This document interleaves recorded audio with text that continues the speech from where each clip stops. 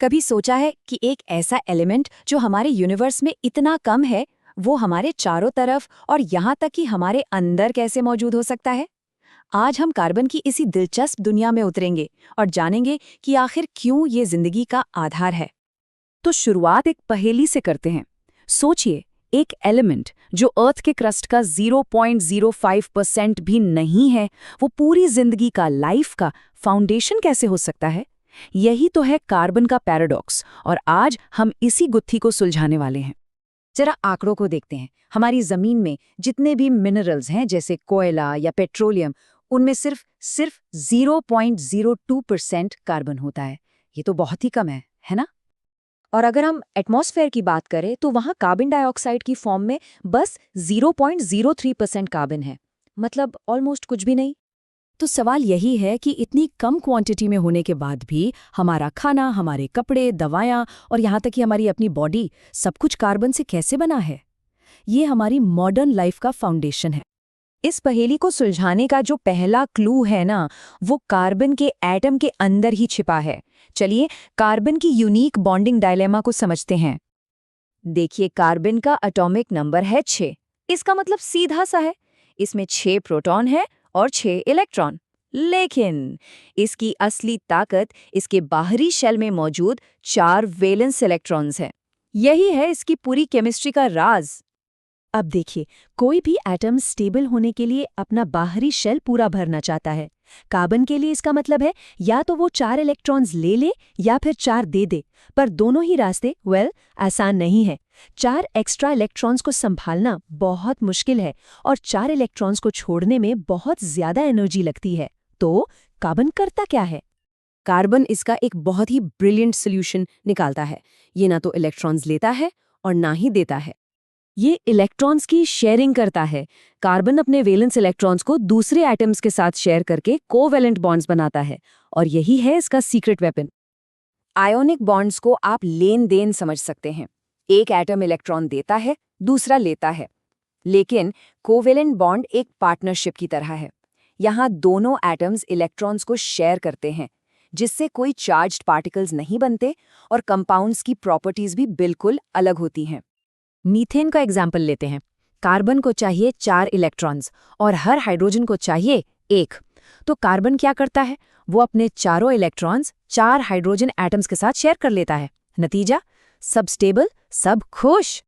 Sharing की ये ability carbon को देती है 2 सुपर पावर्स, जिनकी वजह से ये अनगिनत तरह के मॉलिक्यूल्स बना सकता है।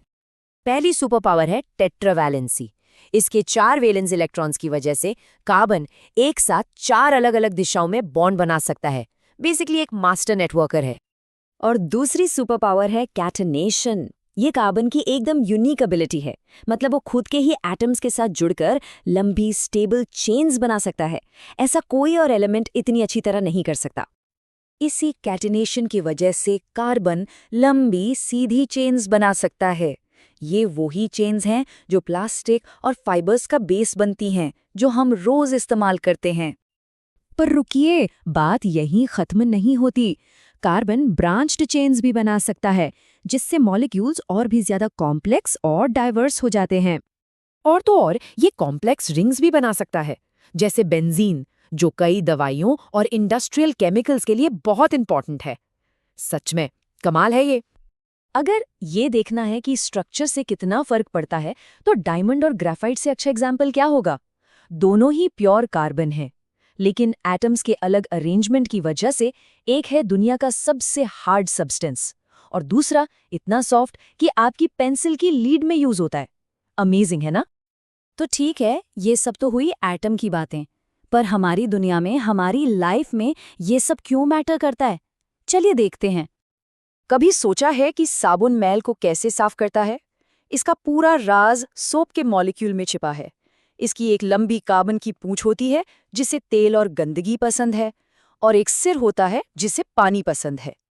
तो जब हम साबुन लगाते हैं तो ये कार्बन वाली पूंछें तेल और गंदगी को पकड़ लेती हैं, और जो सिर वाला हिस्सा है वो बाहर पानी की तरफ रहता है। इससे एक गोला सा बन जाता है, जिसे कहते हैं माइसेल। ये गंदगी को अंदर ट्रैप कर लेता है और फिर पानी के साथ बह जाता है। सिंपल। पर ये सब उस लंबी कार्बन चेन के बिना हो ही नहीं सकता। और ये सिर्फ साबुन की बात नहीं है। यही एबिलिटी स्टेबल चेन्स बनाने की कार्बन को लाइफ का फाउंडेशन बनाती है। डीएनए, प्रोटीन्स, फैट्स, सब कुछ, सबकी रीढ़ की हड्डी कार्बन ही है। तो जो हमारी शुरू की पहेली थी, उसका जवाब अब मिल गया है। कार्बन की ये दो सुपर पावर्स, टेट्रावैलेंसी और कैटेनेशन, मिलकर ही इसे इतने सारे कंपाउंड्स बनाने की ताकत देती हैं, भले ही ये कितना भी रेयर क्यों ना हो। तो कार्बन एक ऐसा रेयर एलिमेंट जो शेयरिंग की वजह से इन्फिनिटली क्रिएटिव है। इसी ने लाइफ बनाई, हमारी टेक्नोलॉजी को पावर दी और हाँ, हमें साफ भी रखता है। अब सवाल ये है कि हम इसके साथ आगे और क्या कमाल करने वाले हैं। सोचने के लिए शुक्रिया।